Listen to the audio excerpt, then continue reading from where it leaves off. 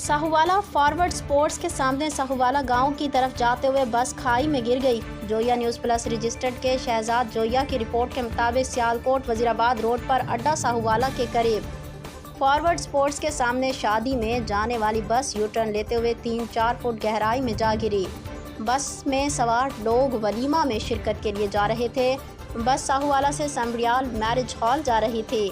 Rescue 1122 वालों ने 17 जख्मियों को इब्तदाई तिब्बी इमदाद के बाद अस्पताल मुंतकिल कर दिया, जबकि 14 अफराद को मौका पर ही इब्तदाई तिब्बी इमदाद मुहैया की गई।